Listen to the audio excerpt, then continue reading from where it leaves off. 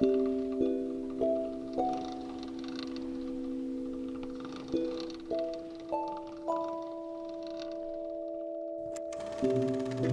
a universal transition where everybody gets older.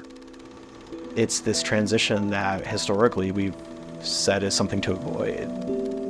There's a very real consequence where it's guiding policy and decision-making. Having a positive mindset about aging, again, thinking more about how aging can be an opportunity. Maybe that'll lead to a better, happier life when you're older. So against the backdrop of that, the world is your oyster.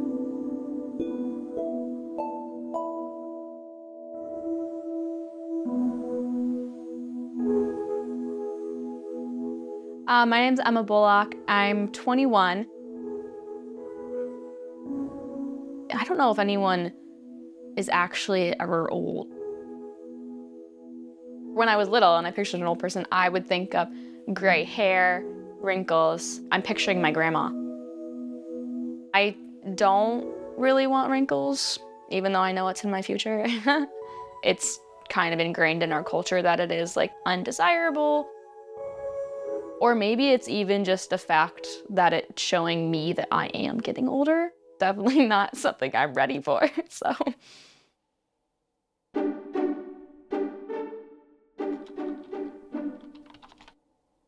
I'm William Chopik.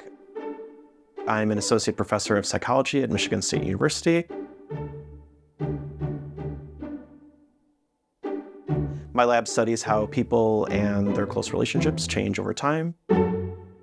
Some of the reticence towards aging has to do with society's beauty standards and a preoccupation with feeling young. So everyone wants to be thought of as young. Carter, Simon, Kyle, and I have been friends for about 11 years, and we live at college together. Old man us is like a scary idea. That's crazy. Bro, just imagine us like all like gray hair, chilling at a bar, getting some drinks, catching up. That's crazy. That'd be wild. Old man Carter would be crazy. Who's getting a walker first though? That's the real question. You can't. All right, bro. All right. Oh, I true. You came back out. So this avoidance of older adulthood is manifested in a lot of different ways. So most things about the beauty industry are aimed towards preserving this youthful look. My name is Kendra Horvath. So my favorite age is actually 25. There are some things I've noticed about my skin or my body that hasn't been like that when I was in college. Well, your bodies are always changing. And I think some people, they're just so focused on it, about how their looks are. We wear a lot to hide our aging, and I think a lot of people are afraid of it. When I was a little bit younger, everyone wanted to be super, super thin. I started to see the Photoshop thing where they put so much work on the model. Nah, I definitely think about like how I look, man. Like I'm so self-conscious about that. Say like after I take a shower or like when I'm getting ready in the morning, like just looking at myself in the mirror, I'm just kind of always like thinking about myself, just younger me. Dude, I mean, you guys have seen younger me, just like tiny Carter. Yeah, little stick boy. Yeah, it's like my face, dude. Just like seeing how much like my face is filled out. Like I don't know, I don't like it. No, it makes me like really self-conscious. There's like something called pretty privilege, right? If you look the way society wants you to look, then you're afforded more opportunities when you're thinking about appearance and finding a significant other. In our society, there's Hinge and Tinder, and the only thing you look at is whether or not you like that person based on a split-second impression of their face. Social media and societal pressure and beauty standards have a direct correlation. And so you're still like getting fed these images of these beautiful people all the time. And you're like, wow, confidence goes down. Like you think you have to look a certain way. So there's definitely a correlation there. Inevitably, we all sort of deal with the fact that our bodies physically change. You're kind of fighting I want to say a losing battle.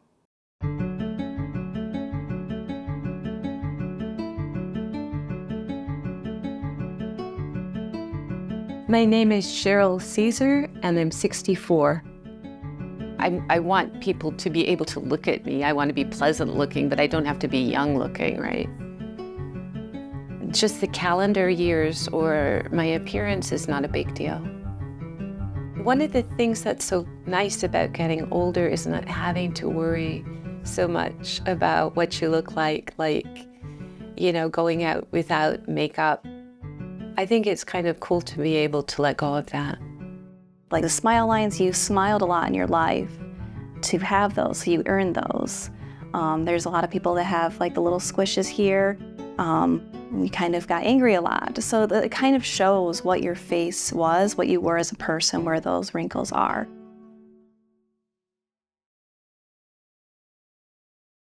My name is Bhavin Dalal. I work at Corewell Health, and I'm a pulmonary critical care and sleep medicine physician. I spend almost 40% of my time in intensive care unit. 50% of the patients are more than the age of 60 or 65. When the body is going to age, certain manifestations are going to happen. People's skin is going to get more relaxed or loose. They will lose the tone of the muscles and the strength of the muscles.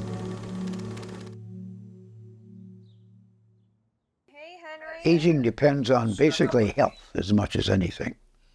You can be a millionaire and not feel well. It doesn't do you any good. So Henry Nelson, 101 as of last October. I don't do much except in music. I was pretty good till I hit 90. And then I started to hit physical things that wakes you up in a hurry. When I was in my 40s, I walked across the state of Michigan. Now I can't walk around the block. I had success as my profession then, and I could just do things more, and life was fuller then. Humans are an interesting species. We have this unique challenge that no one else has. We die, but you know you're gonna die. But older adults are able to think about it more in a content way. Part of that is they just get exposed to death a little bit more, like they might lose friends, they might lose relatives. Both of my parents died in 1986, and both of my brothers are dead as well, so I don't have any immediate family. I guess what's evolving is my relationship with my memories of them, but not with them, because they're not there. My name is Mary Merhinger. I'm 82 years old, and I'm a retired elementary teacher. I just lost my son 3 weeks ago, and that's been very tough. My firstborn. And I don't like being alone. I really like to have somebody there. You have somebody to talk to. I just feel that, you know, I can see myself diminishing, and that's okay. You know, I sort of worried about it before my son died because he was dependent on me. I think about it's okay to die, to let it go now. So if I don't show up someday, come knocking. And you have no fear. No. Well, and you have the faith that there's a beyond and that kind of thing. Yep. It helps you feel comfortable about the fact that you're not going to survive forever. As people get older, as they start realizing they might have less and less time, that's when religious attendance starts to peak and spike, and it becomes more and more of a central part of their life. I have a deep faith in God. I believe that pretty much everything in my life so far has been according to a plan. Hi, my name is Peter Glendinning. I'm 72 years old.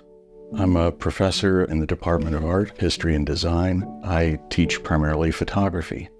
The only thing that really bothers me about dying is, do I have enough time to get rid of all of this clutter and all of my artwork that I don't want to burden my wife and my kids with? So I'm putting aside a little bit of money so that we can have a big party when I go. Yeah. The beauty of our faith is that we can talk about the things that matter most and to have a laugh at it or to have a cry. That's okay. It's something we have to all deal with. It's like nobody wants to mention the D word. I like to think there's an afterlife, but we won't really know until we know. I don't let myself think about it because there's nothing to think about. If I don't believe in hereafter. I believe you're dead, you're dead. Like the neighbor's dog, when he dies, that's it. It's an organism, a body. There's also a lot of non-religious spirituality, the fact that you might leave meaningful, close relationships behind. In a way, you do live on past death in the influence you had on others. As teachers, you really hope to have a lasting legacy. I know, and they remember things that you have no recall of. Yeah. I taught second grade for a while, and years and years and years later, I remember you taught me how to spell the word transportation. Okay. I said, well, can you still spell it? Yes. I would like to be thought of as primarily a writer who helped other writers along. I would love to be known as a great brother and a great son. As someone who's cared and helped other people. Hi, I'm Bill Vincent. I'm 85 years old. My wife died 5 years ago. Suffered a number of losses during the latter years of her life. She lost one breast, she lost teeth, she lost first toes and then one leg and then the other leg. And there were times when she just hated it and was in despair, but most of the time she was saying, well, isn't this interesting? This is a whole new way of life. And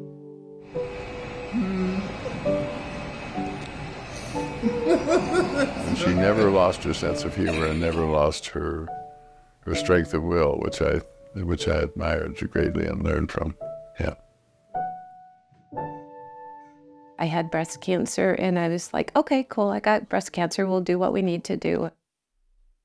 And my husband's going, you don't seem very upset about this. I said, no, I'm going to be fine. And, you know, we did the whole show, we did the surgery, we did the chemo, we did the radiation. Okay, there are moments of discomfort. I just knew I would come out okay. I'm Ishani Dalal. I'm a radiologist and nuclear medicine physician. So basically what I do is cancer imaging.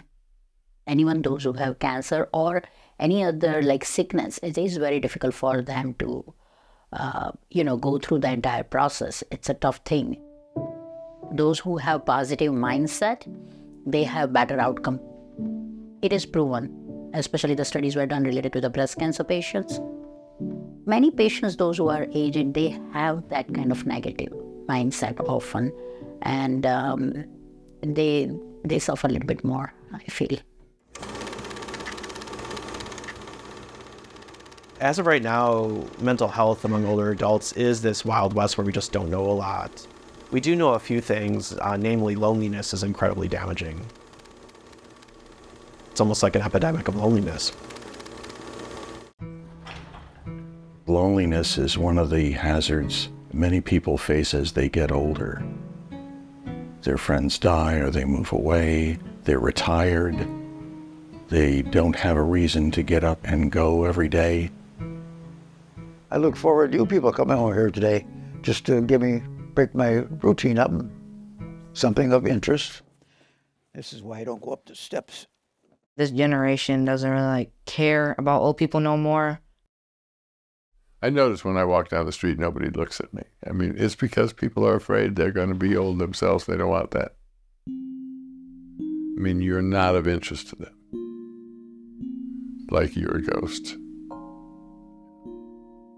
Among my colleagues, for example, they don't quite take me seriously because I'm this strange old guy.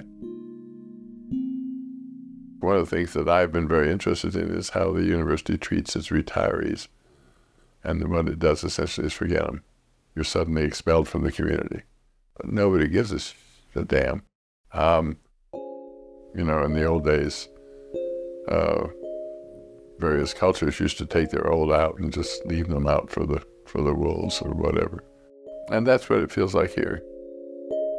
I can tell you the story. I was in a student movie, and as I was leaving, some young man came up to me and said, "Hey, were you in that movie?" And I said, "Yes, I was." He said, "Wait, did you play the old guy?"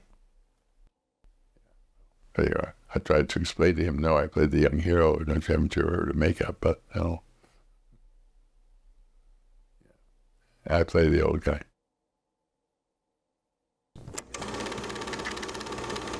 Kind of treating them as invisible is also a little bit of kind of infantilization. You just assume that nothing applies to them, so the fact that they would have really meaningful relationships, or the fact that they would be career-driven or have tons of really great hobbies. Young people aren't concerned about aging because you're immortal. You don't think much about it. But the advice I would give them is look around at some of the older people and see what they're putting up with. If your grandparents are alive, go and talk to them and film them, record them, get their stories. And once they're gone, it's too late. Always respect your grandparents. You don't know how much time you have left. Always love them. Gran only moved down here, what was it, 7 years? But now that you're here all the time, it's amazing that we're able to spend so much time together, I think. Yeah, and I think we've become closer. There's more phone calls for, Joy, can you do this?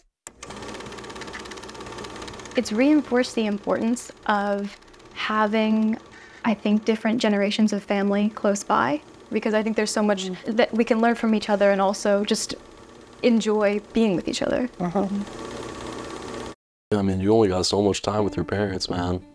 So whenever I go back home and see them, there's a lot to catch up on. I mean, we miss each other.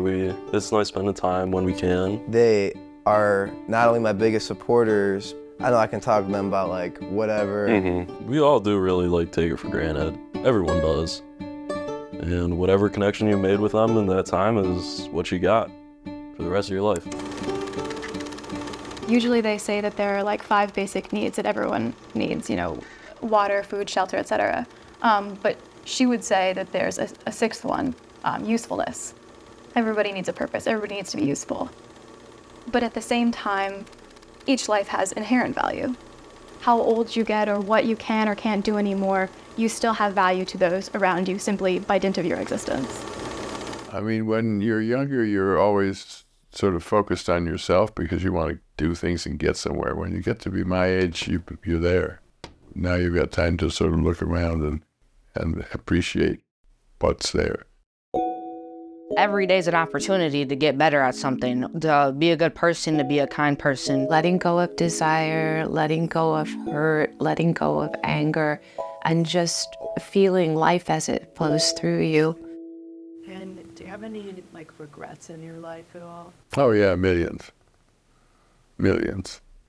Chances missed, mistakes made, but in the end, you know, you can't let them paralyze you. Yeah.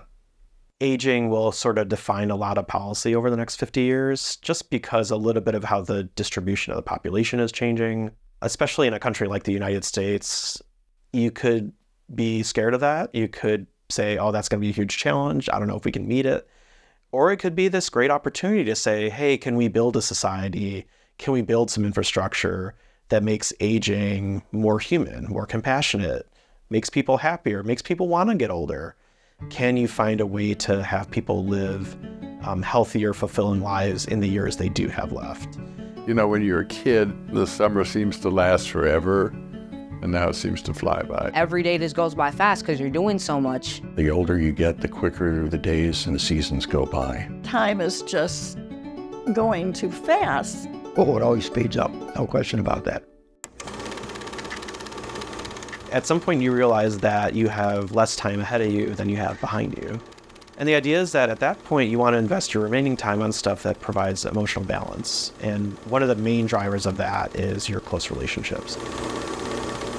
It's a solid foundation to be able to age with someone.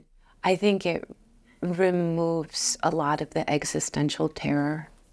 I'm like the house cook, so I'm always trying to like make them stuff. And I mean, it makes me happy whenever I'm sharing my food with them and can see that they're enjoying it. I feel like the relationships I got with all my friends and Everyone who I'm real close with, I put a lot of time into that, and I think I like to keep those, and you like to kind of nurture those. We have made a commitment that we will get together every single week. Yes. Which I know I really look forward to. It just keeps you active, keeps you involved in things. And my friendships in the last 7 years, moving here and not knowing anyone, have really been, you know, something that I depend on to this day. Keep those friends and then make a point of making new friends wherever you go.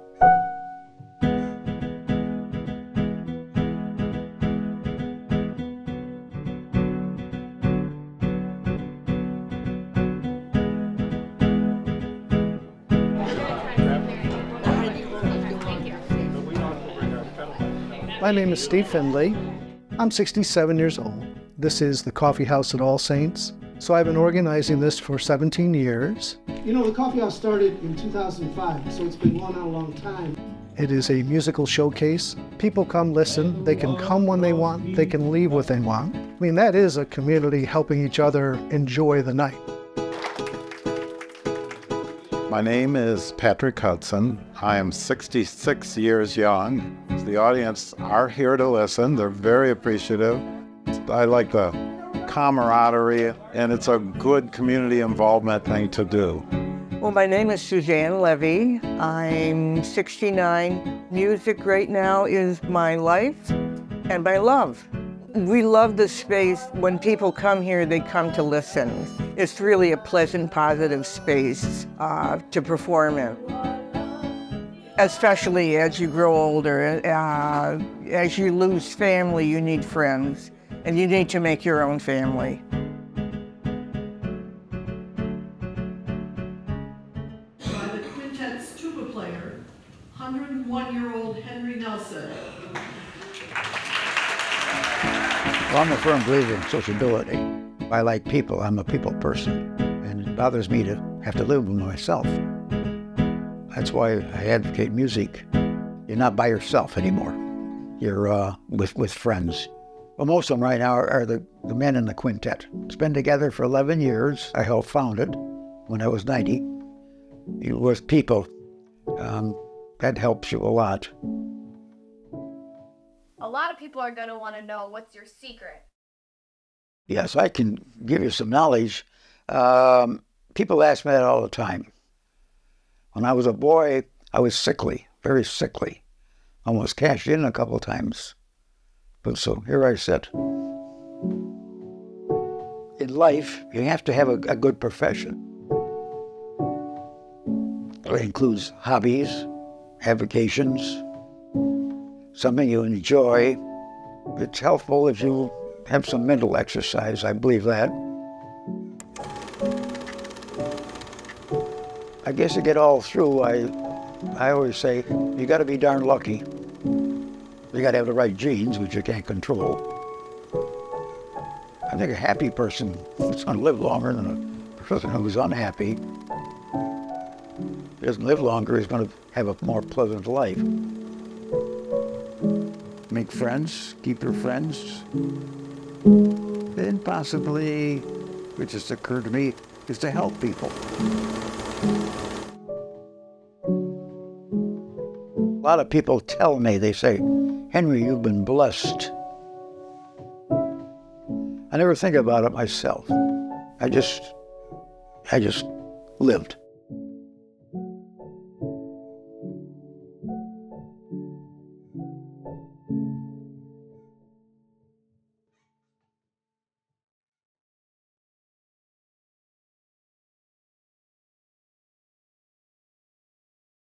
Over the years, scene 1, take 4.